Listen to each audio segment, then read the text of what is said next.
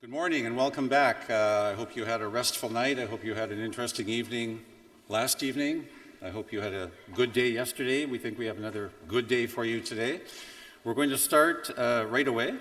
We're going to start with our first session, which is about recognizing innovations in financial inclusion.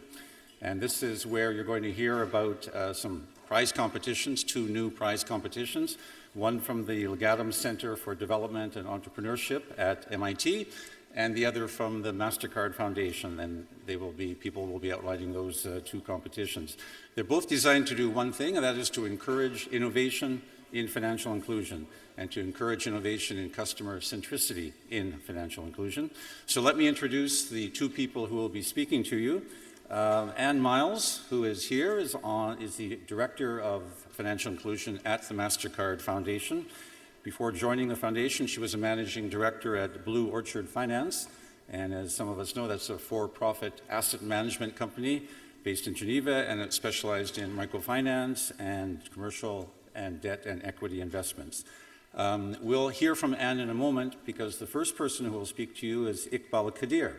And Iqbal, as many of you know, has been a pioneer in creating inclusive ventures in low-income countries. In the 1990s, he founded Grameenphone in Bangladesh.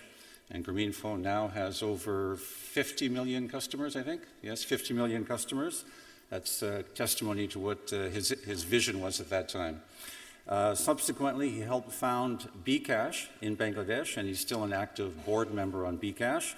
And now he is he's also the head of the Legatum Center for Development and Entrepreneurship at MIT, which is sponsoring one of the prizes. So Iqbal, if you could start, and then we'll hear from Anne. Iqbal Quadir. Thank you, Roger. Thank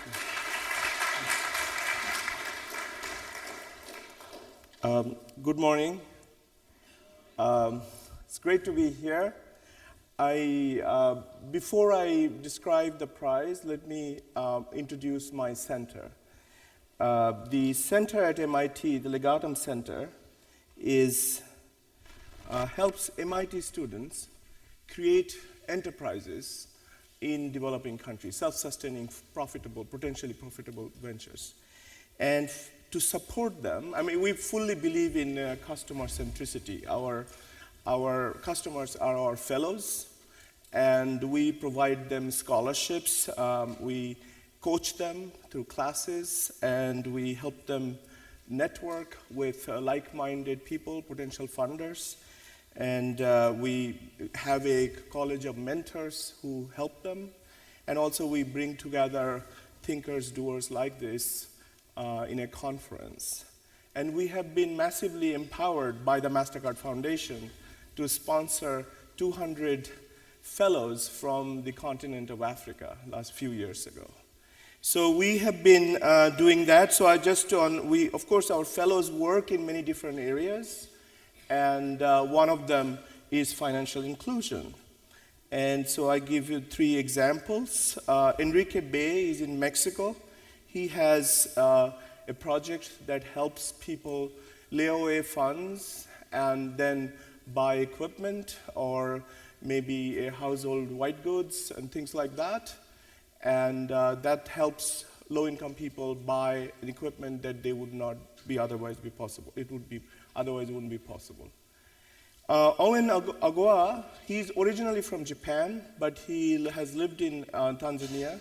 And right now he's bringing tractors from Japan and leasing them to farmers in Tanzania. Ekene is in Nigeria. He's using the mobile payment platforms and also crowdsourcing techniques to fund new ventures in Nigeria. Now, these kind of students is what we are encouraging in many different fields. This is only in financial inclusion. And we tend to teach them that there are the low-income people are actually a very good opportunity for them to pursue. Among other things, they usually pay more than high-income people. So for instance, they could be paying a higher interest rate in a borrowing, but they also have a need to lift themselves up Therefore, they need to buy some kind of device, some productivity tool, and therefore they would need financial services. So in other words, ironically, financial services are actually more needed for low-income people than at least high-income people. High-income people problem has been somewhat solved. And similarly, for remittances, they would also pay higher. So borrowing cost is higher, remittance cost is higher, and of course, they lose many opportunities if adequate number of financial services are not available to them. At the same time, the low-income people actually bring quite a few things to the table. One is the sheer number. And as Rita was mentioning yesterday, there are 2.5 billion people who don't have adequate financial services. So they bring the number, and any opportunity needs scale to economize on the costs.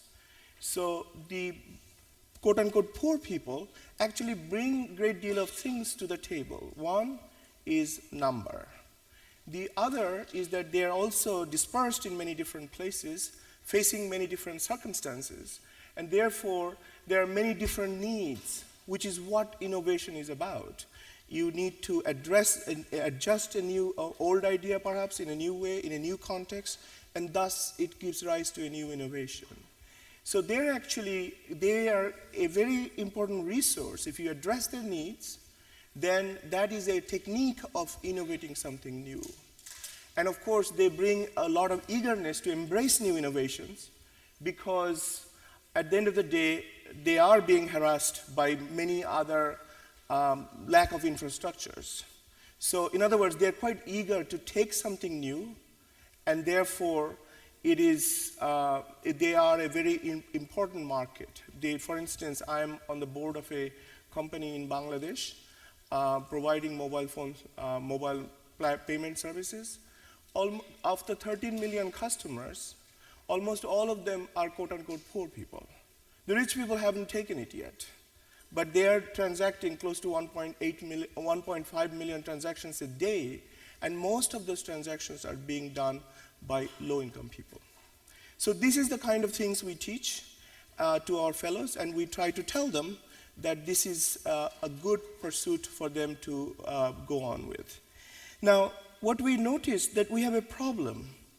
The problem is that we have been too customer-centric, focused on our fellows alone. And so we have been thinking there are actually a lot of innovators out there, in Africa, for instance, and who are not capitalizing on what we have created at MIT. And so because there are innovators and entrepreneurs who are pursuing various ideas. So our problem has been that we're too customer-centric. But then we realized that customer centricity does not mean that you stick to your existing customers and not embrace new customers. And so therefore, we have devised an idea that will give a prize who are not at MIT. I remember MIT is a difficult place to get in. I didn't even dare to apply. But what I'm saying is that there are those innovators out there who are doing fantastic work, and we wanted to bring them into our ecology. And so we applied for a grant from the MasterCard Foundation, and they have been very generous to give us a grant. And with that, we are launching this prize, which is called the Zambezi Prize. As you know, there's a long river in the continent where a lot of ideas could be floating by, and we would be out there fishing these good ideas. And of course, this is just a concept. Even if your country is not next to the Zambezi River, you're perfectly welcome to apply. And the idea is that those who are already have gotten out of the garage perhaps, but is not too big, and then we want to highlight and empower those entrepreneurs further. Among other things, we'd raise awareness, encourage funding, advance broad-based and overall the financial inclusion, as Robert and Rita were describing, how they foster a broad-based prosperity. Our prize, the first prize would be $100,000, and then the few runners-ups will be another $100,000 will be split. And another little part of the award would be a boot camp at MIT. For 10 days or so, people will come and they go through an exposure to our ecology, and they will be part of our center. And so this is what we are just launching now. From September 1st, you should be able to apply, and the applications will be closing in November 15th. Please visit our website, and you will see more information on this. So I would love to welcome you all to apply to this exciting new prize competition, and I look forward to going through the process and fishing and learning from your ideas. Thank you very much. Thank you, Iqbal. Thanks. Did I stay here? Yeah, stay. Okay.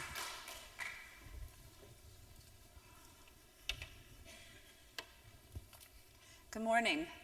Thank you all for attending the 8:30 session. And it's pleased to see so many of you back here again. And thank you, Iqbal, for announcing the Zambezi Prize. I mean, we're really excited to see what kind of applications come in and how we can work together to support innovation in financial inclusion in sub-Saharan Africa.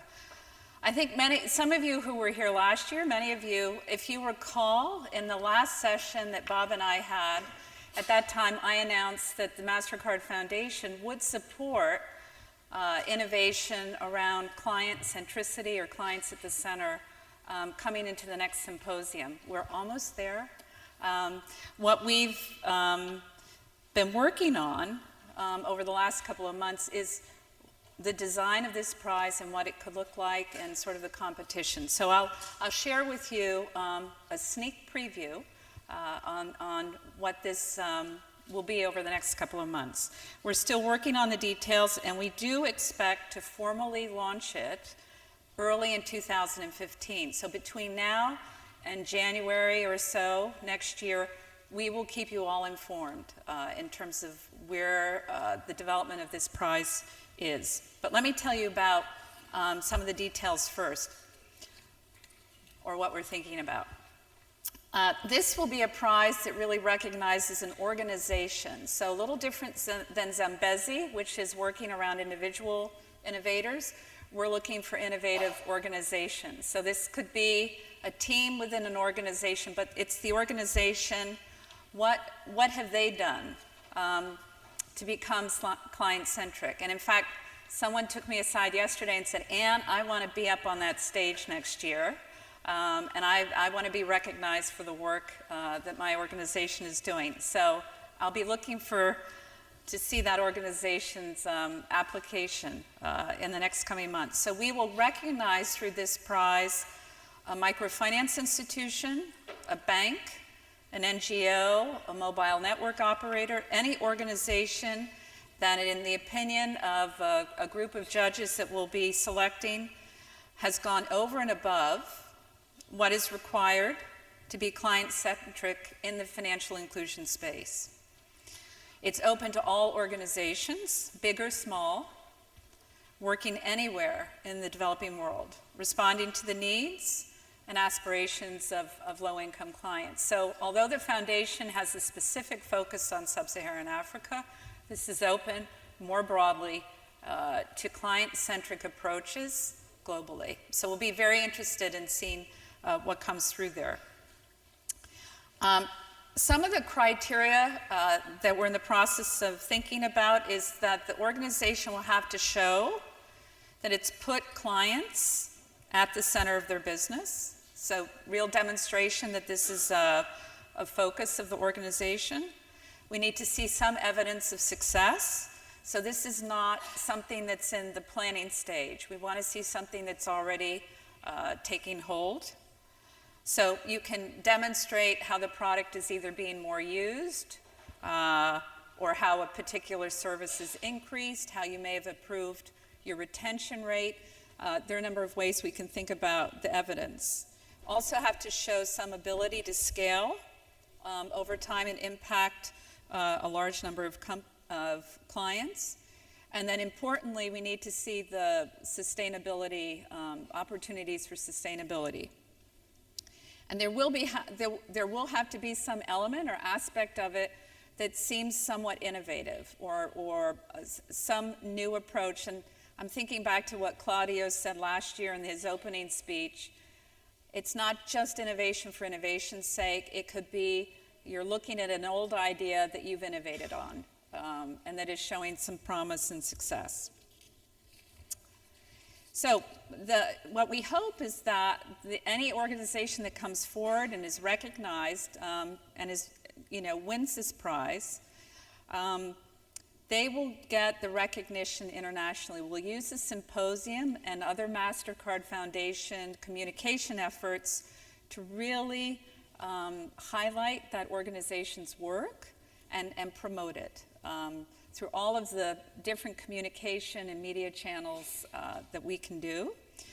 The organization will also win a prize of $100,000. Now, when you think of what Mark said yesterday, that's just a drop in the ocean of the $6 million that they've spent at Microcred in looking at this. But it's not so much about funding that process within the organization. It's really more around recognition.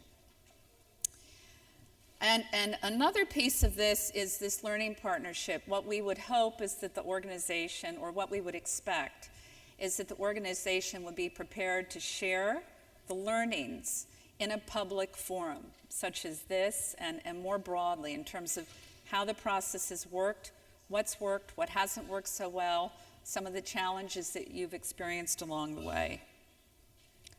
So I think that's sort of it in a nutshell. We are working with a partner in Incentive on the design of the prize, and we're really looking forward to getting going. And this will, as I said, it will be announced formally at the beginning of the year, so start thinking about it. If you're innovating in client centricity, or if you want to be, start getting ready to think about how we can work with you at the beginning of next year. And then, again, what we would really look forward to is featuring and promoting and sharing out the learnings of this organization's work with an audience like yourselves and more broadly the global community. So thank you very much for your attention. I think we have 2 quick minutes for any questions that you may like to direct to Iqbal or myself before we bring on our keynote speaker. So thank you.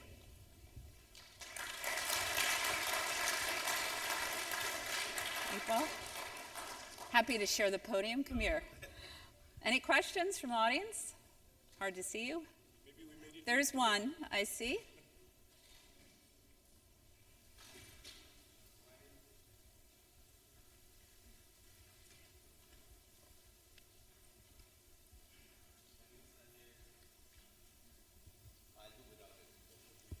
It's a very short question. My name is Sanjay. I work with Basics in India. My only question to Anne is, will you help scale up this if it wins a prize? Certainly, but not in India. I'm sorry. No, we work in Africa too. We work in Tanzania and Mozambique. I mean, one of the areas the foundation supports is definitely scaling up proven models. And I'm happy to talk with you separately about how we do that. But yes, we'd love to see some of these innovations come through over time that we can potentially support longer term. Any other questions? Okay, thank you very much. There's one Susan. more. Hi, Susan. Good morning. What's the theory of change behind the competition? Good morning. What's the theory of change behind the Zambezi Prize and the competition? At least, In other words, why a competition? At least our view is that, as Rita was explaining yesterday, that if there's broader financial inclusion, that it would give rise to broader prosperity. And what was your other question? That was it. No. Okay. Why Why the competition? Because that's how we can bring into, that's how we can make, at least from our center's point of view, the ecology we have in our center be made used to other people who are not MIT students, because vast number of innovators are not able to get into MIT. So I think that's a nice distinction on the MIT. There's really this great opportunity to learn from world-class academic institution. I think from our perspective, we're looking at sort of crowdsourcing a lot of innovative ideas. And we want to be able to also recognize through really the public recognition how this can stimulate some ideas around client centricity. So it's around a particular idea. It's not the broader financial inclusion agenda. It's more limited to this particular approach. So that's what we want to call out through the competition. Thank you very much. Thank you.